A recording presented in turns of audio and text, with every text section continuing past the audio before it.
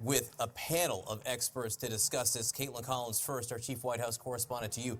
This was a combative speech and not at all subtle. A very political speech. I think, with the exception of the speech that he gave on the anniversary of January 6th at the Capitol, this might be the most political, most forceful speech in that sense that he has given since taking office. And it's a bit of a surprise because we had spoken to White House officials earlier. We asked, he is someone who strayed from naming Trump very many times during his first year in office. He often stayed away from that. So as a White House reporter, to hear him come out so quickly and name drop him so fast and talk about basically the brand of extremism that he thinks Trump has founded within the Republican Party, that clearly he thinks is thriving, not in the sense that he wants it to, he came out very quickly and said Trump and said MAGA time and time again. It was a very political attack against those Republicans. He tried very hard to draw a distinction between Republicans and Republicans who style themselves after Donald Trump. Of course, whether or not they take that distinction remains to be seen. A very political speech by President Biden as this basically full frontal attack on what the White House has branded MAGA Republican. This isn't combative. This isn't a political speech. This is what is actually happening. I wonder why he stayed away when they respond like this. Why Biden didn't call Republicans fascist when they've been fascist for a long time? It's because the media responds like this. Anything Democrats say is automatically assumed to be wrong and something that media should not actually take seriously. Now, a political reporter does this. So, does she even understand what is going on? Or understand what is true? Can she actually make her own mind up? Did Twitler start this extremism? Is there extremism? Like most reporters, she is pretending that she is stupid because the answer is yes. The only reason why she wouldn't believe that she is a Republican apologist. Those are the two options. She either knows that Republicans are extremists and actively trying to overthrow the American people, or she's delusional and part of the Republican cult. Now, her job is political reporting, and yet she is incapable of understanding what is going on. She should not be allowed on TV or to be a political reporter if she is this bad at her job. Do they take the distinction? Wait a tick. Biden made what he was saying really clear, and the response from this reporter is, will Republicans throw a little hissy fit over what he says because they don't actually understand, or they're just gonna completely ignore it and believe that the Republican leaders lying to them? Yes, she's really pretending to be that stupid.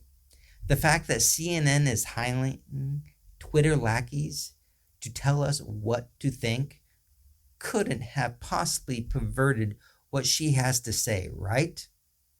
Nor is CNN now being ran more towards the right as, yeah.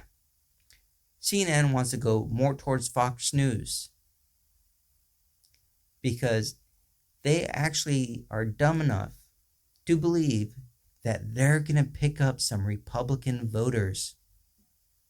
Yes, Republican voters are going to stop calling CNN fake news if they bend over far enough and kiss Republicans. Yes, their leadership is that dumb. Let's go on. An attack on MAGA Republicans, Evan, and a defense, as he put it, of democracy. He literally framed this as a battle between light and darkness. Yeah, look, it's clear this is a speech Joe Biden's wanted to give for a very long time. For the last 18 months, he has needed to legislate. He's needed to operate within the boundaries of what Washington would permit. But there has been a growing sense in his mind that actually the threat is much graver than just a political problem. As he said tonight, a really memorable moment was too much of what's happening in this country is not normal. He's appealing to what I think he believes is how a lot of Americans feel. Not smart enough to make a decision, or is he paid to be worthless? What Americans feel the threat to America is greater than any we have faced. At least that is what the polls say, and the media will continue to lie to us. Americans are scared that our democracy is going away, and they should be. People like this will be the first in line when Republicans take over and start executing the media because they're not sycophantic enough towards them. And they are just blindly going along with the overthrow of the United States. Because they might actually believe it's not going to happen, so they don't actually have to help by informing the American population. That is what they're doing in this segment. Each and every one not brave enough to tell the truth. I think some people feel this way, but golly, I don't know what to do. What is actually happening? You decide. Because I don't know. Maybe Republicans won't feel attacked because he was very clear in differentiating them from those who are actually trying to overthrow the United States. When they hear about playing footsie with political violence or the idea of throwing out a free and fair election, and he's appealing to them and saying, look, I know I'm drawing lines here, but I think that a lot of Americans are going to be on the side of the line that I draw. Well, let's talk a little bit about one of the lines that he's drawing there. The president really did step up his criticism of MAGA Republicans directly. Let's listen. Donald Trump and the MAGA Republicans represent an extremism that threatens the very foundations of our republic. Now, I want to be very clear up front. Not every Republican, not even the majority of Republicans are MAGA Republicans. Not every Republican embraces their extreme ideology. I know, because I've been able to work with these mainstream Republicans. But there's no question that the Republican Party today is dominated, driven, and intimidated by Donald Trump and the MAGA Republicans. And that is a threat to this country. All right, Scott, there was a lot in that excerpt to dissect there, really. He says not all Republicans, maybe not even a majority, are MAGA Republicans. He talked about how we can work with some Republicans. How will this land? Yeah, but there's not a single Republican in the country he's endorsing for election or re-election. I mean, he's not going to go out and campaign for Republicans that he likes in their Senate races or in their House races. This was a very, very partisan speech. I mean, his core message to me was, if you don't vote Democrat, we don't have a democracy anymore. So that's not going to land very well at all with any Republican voter, no matter what kind of Republican they consider. As I was listening to this, it sounded like a convention speech to me. There's a lot of polling out there right now that show a majority of Democrats do not want him to run for re-election. I thought this was candidly less about the midterms and more about convincing Democrats that he's up for a re-election campaign. I'll just say one final tactical thing. I do think it's smart for them to try to put Trump at the center of politics right now. If Republicans can stay focused on issues, they'll do better.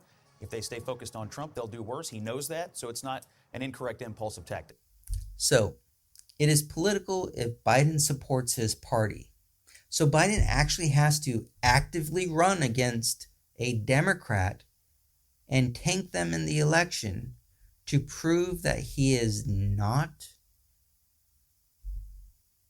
a partisan. Do you understand how dumb this guy is and they allow him on TV?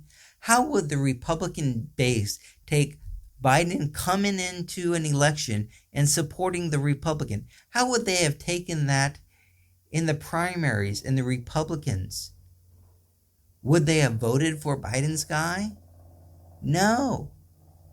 So this guy is so incredibly stupid, saying such a level of arrogance and apologetics to Republicans and just hand waving away anything Democrats say. And he's allowed on TV. Biden is wrong. Most all Republicans, case in point, this moron doesn't care what happens or what he says. Republicans won't support democracy if Democrats are in charge.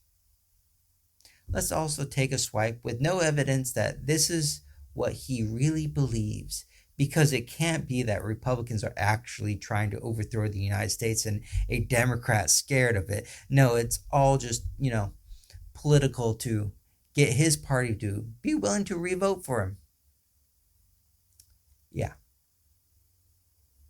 That level of stupidity CNN sees as honest and fair analysis. It was right away. I mean, he mentioned Donald Trump's name right away and then framed the whole speech around that. Eva, you hear this talk about this being a political speech, and I don't think you could ignore any of the references to MAGA Republicans there. But for supporters of Joe Biden, for some of the voters that you've been speaking to out on the trail there, if you do believe that democracy, small d, not political democracy, but democracy is at stake, is this the type of defense that they've been wanting to hear? Absolutely, without a doubt.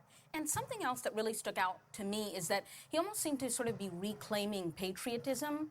Often you hear Republicans argue that they are the pro-America party, right? The Democrats are not patriotic enough. But what was more pro-USA than this speech? And I think this is exactly what what Democratic voters wanted to hear. We honor the will of the people, right? A nod to our democracy, but also a nod to preserving reproductive rights. He is the president of all America. You mentioned before, too much of what is happening is not normal in this country. We are still at our core a democracy. I mean, all of these things, it was a very, very patriotic speech, and I think that is a lot of what Democratic voters across the country, they want to be patriotic too. They want to be part of the American story too, and I think he spoke to that. Yes, it is what we want to hear. Democrats have always been the patriotic party. Those that have lied for years and pretended they were patriots just attacked the United States and tried to overthrow the country. Would the media stop pretending otherwise? Democrats are patriots. Wearing flags on your body, put them on your truck, and screaming, "I'm a patriot," doesn't make you one. But the media and those that get to go on TV have to be dumb so they can't push back. And that's the reality.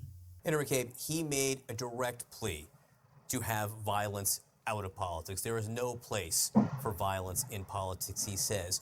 He referenced the fact that you can't be an insurrectionist and be for democracy. For the people who are in law enforcement and to an extent are caught in the middle of this, is this something they want to hear? No question. No question. People in law enforcement and people within, I think, government more broadly want to hear national political figures, to include, of course, the president, to come out and absolutely call out political violence. Everything from local school board officials to local election officials to my own former colleagues at the FBI. No place in our country right now. They sense very personally and daily the rising tide of threats that they face. And I think those things will be taken positively. On the other hand, I think people would like to have seen a bit more references to accountability. There really wasn't much talk about what we're doing about those insurrectionists. It was merely calling out the fact that nobody should support an insurrection. So I think it's a positive moment for those folks in law enforcement and in government, but maybe would like to have seen more as well. America wants accountability, not just for the traitors, but also the people on this show that are lying to the American people every night. For these morons, how about this? I think they're fascists. I think they want to use the power of the state to change the rest of us. Falsely branding a political protest as an insurrection, that is the definition of authoritarianism, of fascism. Their tactics are fascistic. The left wants power because that is essentially their state of grace. The blackout of information by the left is pure fascism. Turns out there are fascists in charge. Nancy Pelosi is fascistic. They're using, frankly, fascist policies to silence the right. They use cancel culture as a tool to impose their fascism on us. Well, I won't say fascists, but yeah, fascists. This is fascism. This is fascism of the left. You were talking about fascism. There's no other word to describe this. This is fascism. Republicans can scream insanity and the media ignores it. The president lays out the case and the media has a field day tearing him down.